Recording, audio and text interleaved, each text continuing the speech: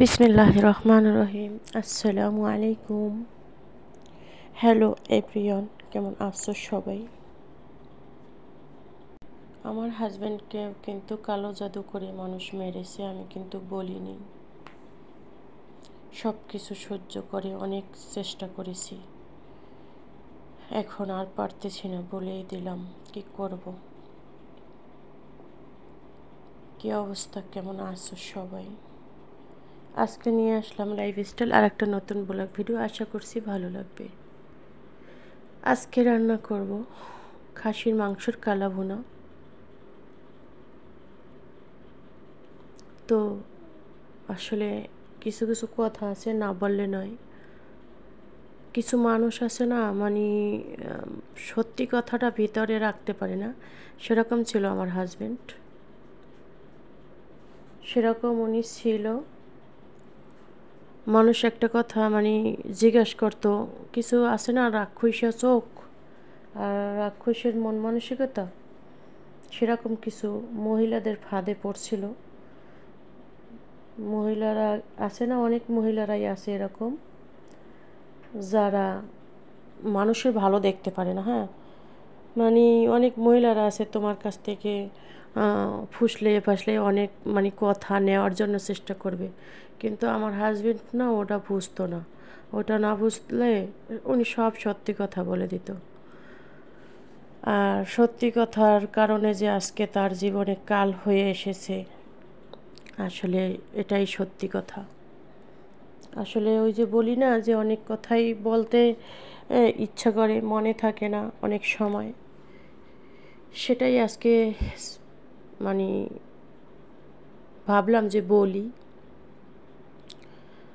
ওনাকে এভাবে জিজ্ঞেস করা হয়েছে, মিজান তোমরা কি এই এই বছরে তোমাদের বিল্ডিংয়ের কাজ ধরবা? উনি একটু হইলে আর একটু বাড়িয়ে বলতো, মানে দুষ্টামি করতো, কারণ নিজের ফ্যামিলির লোক তো দুষ্টামি করে বলতো। ওটা ফ্যামিলির লোক ছিল না, ওটা ডাইনি ছিল, আমি যতটুকু জানি, যতটুকু দেখছি। উনি বলতো কি, হ্যাঁ ভাবি কাজ তো অবশ্যই করতে হবে, আর এই বছর একতলা কমপ্লিট করব, তারপরে ইনশাল্লাহ সামনে দোতলার কাজও ধরবো, একদম অল কমপ্লিট করব দোতলা পর্যন্ত, তারপরেরটা পরের কথা, এভাবে বলতো। তো ওই কথাগুলি ওই মহিলার সহ্য হয়নি, কখনোই সহ্য হয়নি। আমি বলছি দেখো এই কথা বইলো না, এ কথা বললে সমস্যা হবে, কারণ উনি তো ডাইনি মহিলা। গ্রামবাসী বা এলাকাবাসী বা বাড়ির আত্মীয় স্বজন সবাই জানে ওনাকে কিভাবে কি করছে। আমি অনেকটাই মানে বুঝতে পেরেছি, কিন্তু বলতে পারি নাই। আর কারণ এই জিনিসের সাথে আমি অভ্যস্ত না, এই জিনিসের সাথে আমি কখনো ছিলাম না, বুঝি না। আমার প্রথমে গাছে লিচু ধরা গাছ, বড় ভালোই বড় হয়েছে গাছ, যে গাছে লিচু হয়েছে সে গাছ তো একদম ছোট না, ভালোই একদম ডালপালা ছড়িয়ে গেছে, সেই গাছটা মরে গেছে। তখন আমার মনের মধ্যে জানি কীরকম একটা খটকা মনে হয়েছে। তারপরে আরও একটা গাছ ছিল লিচু গাছ, সেটাও লিচু ধরছে, সে গাছটাও মরে গেছে। মরছে আস্তে আস্তে মরছে, মানে একসাথে মরছে, মরে নাই, মানে অনেক দিন লং টাইম নিয়ে মরছে। দুইটা গাছই ছিল একদম পাশাপাশিও না, ভালোই দূরত্ব ছিল। এই গাছটা কিন্তু দুইটা গাছ মারা গেছে। এই গাছ মারা যাওয়ার 5 থেকে 6 মাস যায় নাই, মোটামুটি কয় মাস জানি, পুরো আমার খেয়াল নাই, গণে রাখতে পারিনি। তো উনি গেল ঈদের পরে, অনেক পরেই উনি আমাদের বাড়িতে গেছে। সবাই দেখে বলতেছে কি ওনার গায়ে শুধু হাড্ডি ছাড়া মাংস কিছুই নাই। মিজানে এইরকম হয়েছে কে, এরকম দেখা যাক, উনি কি খাওয়া দাওয়া করে না, উনি কি করে? উনি কিন্তু উচিত কথা বলতো, এই জন্য মানুষের কাছে মানে অনেকটা খারাপ লাগতো। লাগুক, উচিত কথা তো বলতেই হবে, তাই না? উচিত কথা সামনে বসে বলতো, আর সত্যি কথাটাই বলার চেষ্টা করতো। আর এটাই ওনার জীবনে মনে হয় কাল হয়ে দাঁড়াইছে, ডাইনিদের কাজই এগুলি। হ্যাঁ, তো আমি তো সবসময় আল্লাহ তাআলার কাছে বিচার দেব, এবং সব সময় বলি আল্লাহ তুমি তো দেখছো আমার 12টা বছরের সাজানো গোছানো সংসার, এইভাবে ভেঙে চুরে চুরমার করে দিলি, আজকে তুই কি সুখে আছো? সুখে নাই, সুখে থাকতেও পারবি না ইনশাআল্লাহ। আল্লাহর কোরআন, মানুষের হক মেরে খেয়ে তারপর যে বেঁচে যাবি, একদম সুখে থাকবি, সুখে আল্লাহও থাকতে দেবে না, আর মানুষের কথা তো বরদোয়া তো থাকবেই। আমি ওইখানে কিন্তু বন্ধুরা আসলে খুব কষ্ট ভরা হৃদয় নিয়েই কথাগুলো বলতেছি। একা একা এখানে থাকা হয়, কথাগুলি মনে পড়ে, অনেক মনে পড়ে, আসলে বলতে পারি না। যে কোনো জিনিস টেনশন করতে হইলেও একটা টাইমের প্রয়োজন হয়, কান্না করতে হইলেও একটা টাইমের প্রয়োজন হয়। কি বলবো, কি বলার আছে। এখানে টমেটো মানে মাংস তেমন একটা খেতে ইচ্ছা করে না, আর খাইও নেই মাংস। এখানে কিছু রসুন কুচি দিয়ে দিলাম। আগে তো পেঁয়াজ কুচি, কাঁচামরিচ দিয়ে তেল দিয়ে সুন্দর করে এটাকে চাশনিও বলতে পারো, ভর্তাও বলতে পারো। এইটাকে সুন্দর করে আমি এখন ভর্তা করে নেব। এটা দিয়ে আমি দুপুরে ভাত খেয়েছি, রাতেও পরোটা দিয়ে খেয়েছিলাম।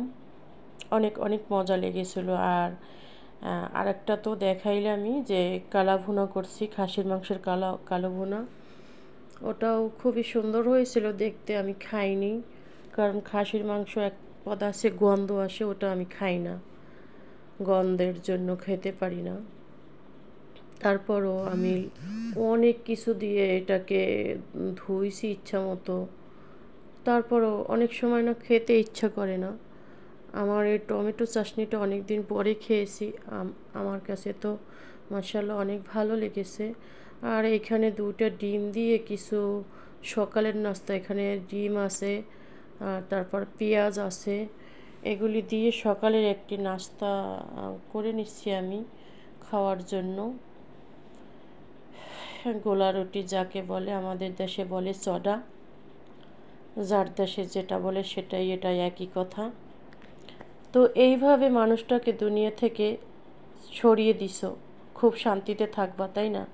আত্মসাৎ করলা, আমার সব কিছু করো, আল্লাহ পাক রব্বুল আলামিন একজন আছেন, তো বিচার তো অবশ্যই করবেন। আল্লাহ কাউকে ছেড়ে দেয় কিন্তু ছাড় দেন না। আল্লাহ দেখেন সুদ ঘুষ হারাম খেয়ে তোমরা কত দূর যেতে পারো। জানি না, আল্লাহ পাক রব্বুল আলামিন ভালো জানে তাদের শাস্তিটা একদম পারফেক্টভাবে কবে দেবে। এই যে আমার সকালের নাস্তাটা হয়ে গেছে, আর কালো ভুনা করেছিলাম, সেটাও মাশাআল্লাহ এইভাবেই ভেজে ভেজে, আমি বেশি একটা কালো করি নাই, কারণ অত কালো করলে আমার কাছে কেমন জানি ভালো লাগে না।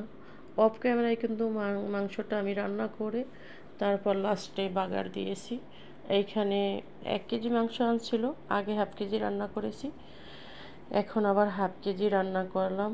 এভাবেই আর কি অল্প অল্প করেই রান্না করি, বেশি রান্না করলে খাওয়া হয় না। জানি না আজকে আমার কথাগুলি তোমাদের কাছে কেমন লেগেছে।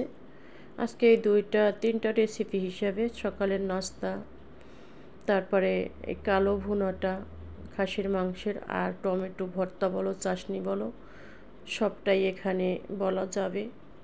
কষ্ট থেকে অনেক কথা বলছি, বলতে ত্রুটি হইলে সবাই ক্ষমা সুন্দর দৃষ্টিতে দেখবা।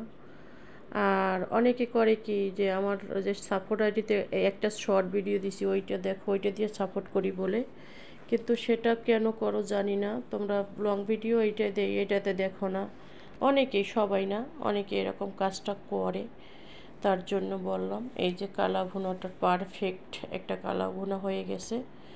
জানি না তোমাদের কাছে কেমন লাগবে, আমার কাছে তো অনেক সুন্দর দেখতে হয়েছে, অবশ্যই খেতে মজা হবে। আর যারা খেয়েছে বলতে পারবে তারা, একটুকু তো থাকে না, সবটাই খাওয়া হয়ে গেছিলো আলহামদুলিল্লাহ। সবাই আমার হাজব্যান্ডের জন্য দোয়া করবা।